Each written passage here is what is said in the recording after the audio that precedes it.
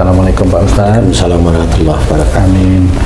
Dan juga ada Bang Jainuddin di sini yang menemani saya. Assalamualaikum Bang Jain. Waalaikumsalam Pak Tung. Alhamdulillah. Bang Jain ini pendekar kayu manis.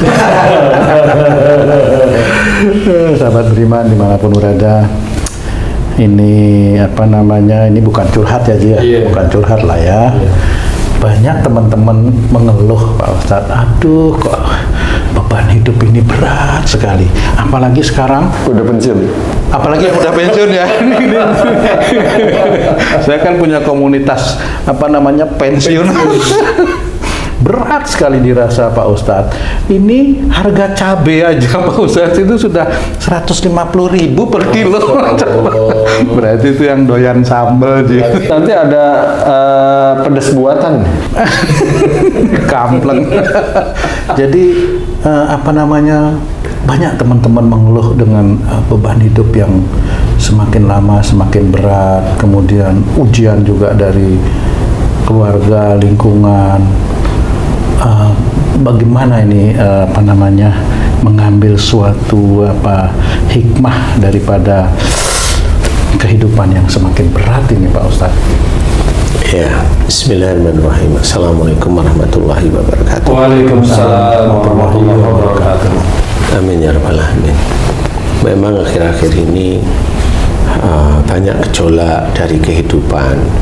Yang biasa megang uang banyak, pensiun, bingung, kan gitu ya. Yang diandalkan cuma aset-aset yang dia punya, kalau dia punya. Kalau enggak, aset-aset dari warisan orang tua. Jadi harus kita ketahui bahwa Allah sudah menceritakan dalam Quran, la yukallifullahu nafsan illa wus'aha. Jadi istilahnya Allah itu tidak akan membebani seseorang kecuali dengan kesanggupannya. Nah, orang itu pada saat dia itu dititipi nikmat, dia pasti lupa dengan kalimat itu. Pasti lupa. Nah, kenapa lupa? Karena memang dia laginya seneng. Lagi seneng, hatinya lagi seneng, uangnya lagi lumayan banyak. Ini bagi yang uangnya banyak ya.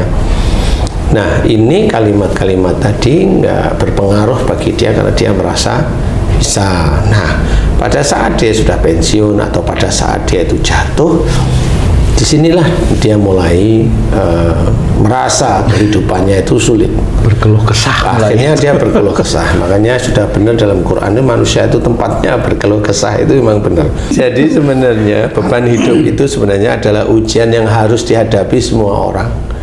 Mau itu orang itu kaya, mau orang itu ya cukup, mau orang itu cukup kaya banget, kemudian orang yang hanya berkecukupan sama orang yang kurang dari cukup.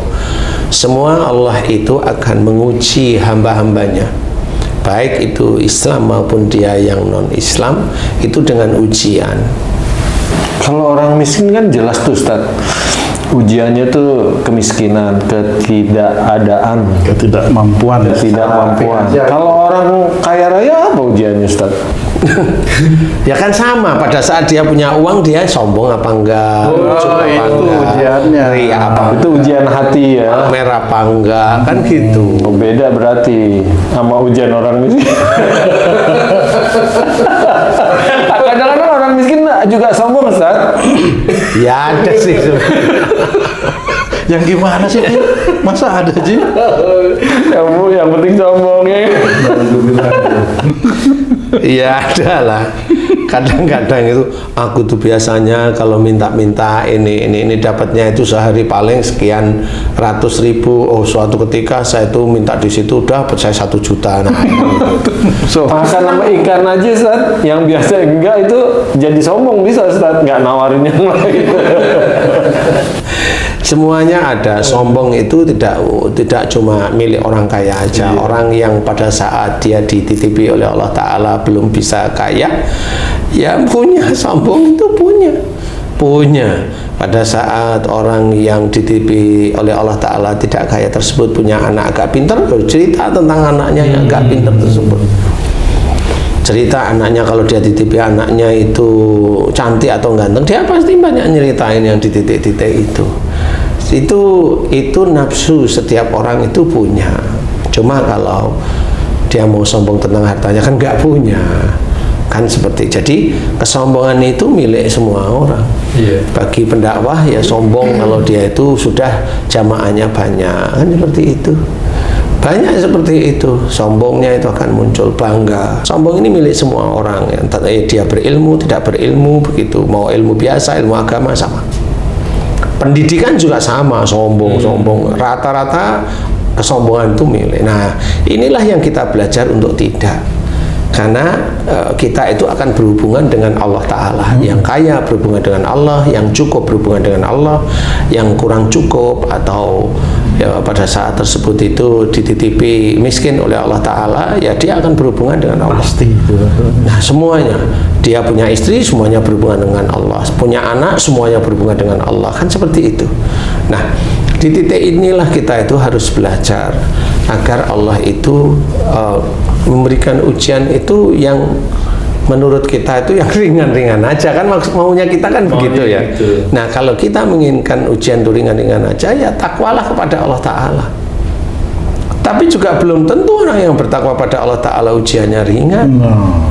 Bisanya juga lumayan berat.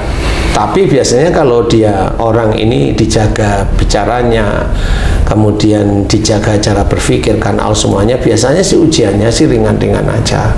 Tapi kalau dia tahu ilmu agama, kemudian dia kalau bicara merendahkan orang lain, kalau bicara mengecek orang lain, kalau bicara, wah tunggu aja itu nanti ujiannya.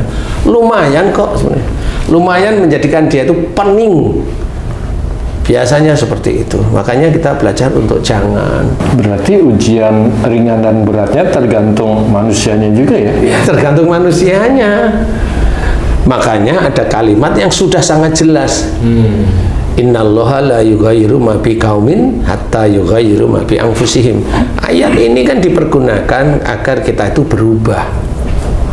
Kalau berubah menjadi baik, kan gitu ya. Sesungguhnya Allah tidak merubah nasib suatu kaum sehingga kaum tersebut merubahnya. Berarti ini kan ada kalimat dari Allah Ta'ala dari orang yang melakukan sesuatu kesalahan. Allah menyuruh berubah, ini berubah agar menjadi orang yang taat.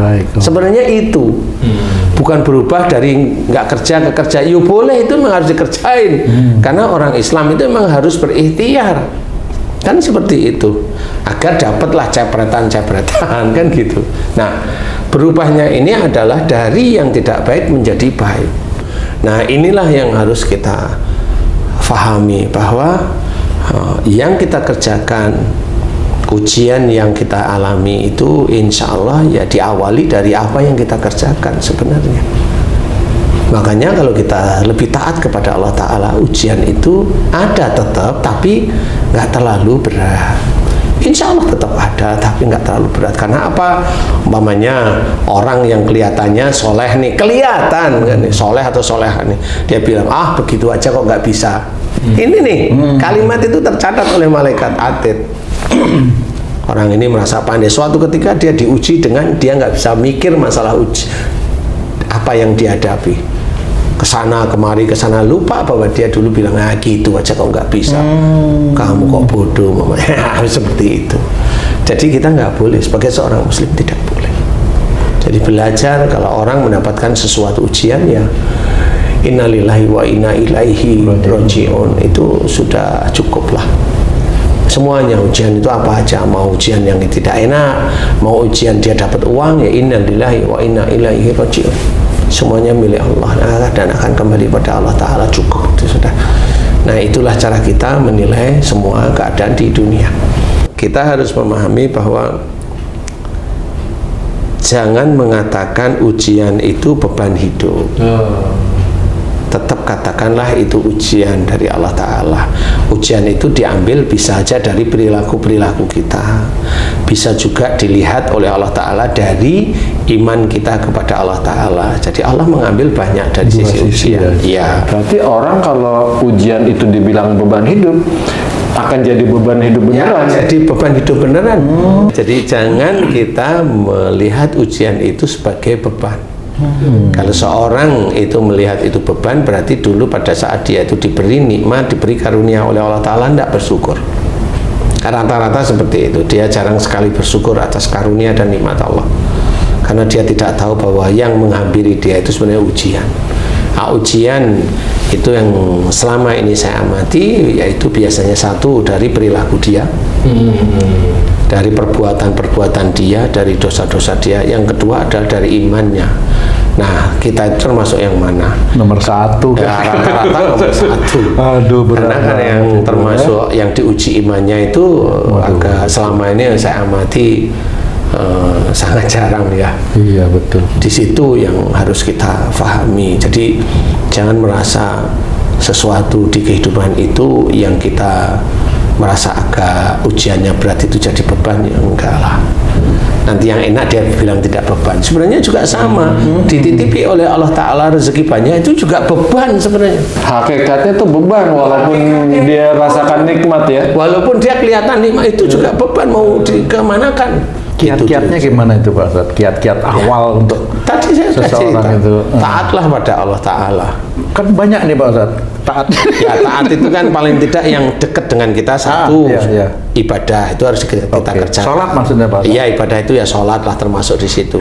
Sholat, kemudian ya tambah sholat sunnah, kemudian apa, baca Quran, kemudian apalagi puasa umpamanya. Nah itu yang kelihatan yang ibadah. Kemudian yang tidak begitu kelihatan apa, berbuat baik dengan orang tua, berbuat baik dengan saudara, berbuat baik dengan orang-orang yang terzolimi, berbuat baik dengan banyak hal ya.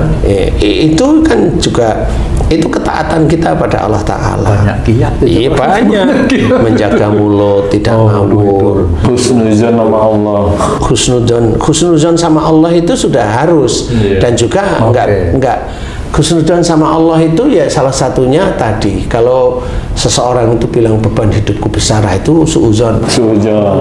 Menyalahkan berarti. Nah, dia itu sepertinya protes kepada Allah Ta'ala. Nggak muhasabah. Tidak mau muhasabah. Belajar beneran taat kepada Allah Ta'ala, jadi ibadahnya diperbaiki. Kemudian yang lain yang tidak kelihatan ibadah apa, bicara yang baik. Jangan seperti kita bicara dengan orang lain itu, kita itu seperti orang pintar. Tidak boleh kita ngomong seperti, walaupun itu tidak ngomong kita pintar, tapi kalau anda itu merasa saya lebih, nggak boleh seperti itu. Itu sudah menjadikan tembok pemisah bahwa kalau saya ngomong seperti itu berarti saya merasa tidak punya salah, tidak punya dosa, beda dengan anda, kan begitu. Alhamdulillah. Seperti itu. Nah itu tidak boleh seperti itu. Nah itu kalau kalimat-kalimat itu terus muncul terus, ya nanti ya ditunggu aja akibatnya begitu. Karena Allah itu kan maha teliti, dia menilai sesuatu, maha teliti. Termasuk mau memberikan musibah, termasuk mau memberikan nikmat untuk seseorang itu sangat teliti. Kan itu. Nah, intinya seperti itu, makanya kita harus belajarlah. Kalau ya ujian saya kayaknya yang saya rasakan agak berat, itu masih boleh. Karena memang ya rasanya ya memang agak berat beneran, kan masih boleh itu. Tapi tahu itu ujian dari Allah Ta'ala. Kan gitu. Kenapa kamu diuji begitu? Wah, dulu saya nganu ya, nggak taunya gini-gini lah. Kan ketemu akhirnya. Sudah kamu tobat kepada Allah Ta'ala. Mohon ampun terus berusaha. Mudah-mudahan dengan mohon ampun inilah ujian itu dikendorkan oleh Allah Ta'ala, seperti itu. Nah, ini harus belajar, jangan jadikan hidup itu adalah beban. Jangan merasa ujian itu adalah beban hidup, bukan. Ya, bagi teman-teman beriman, jangan merasa ujian itu menjadi beban. Ya, semuanya itu akan mendapatkan. Kita yang berusaha taat pada Allah, beriman kepada Allah, menjalankan sunnah-sunnah Rasulullah. Jangan merasa ujian itu menjadi beban. Biasa saja. Serahkan semuanya pada Allah Ta'ala. Kalaupun nanti ujian itu selesai, tidak boleh kita sombong. Semuanya itu yang menyelesaikan adalah Allah Ta'ala. Jadi mudah-mudahan ini bisa menjadikan manfaat bagi diri kita sendiri maupun teman-teman beriman yang lain. Amin. Wallahu a'lam. Amin. Alhamdulillah.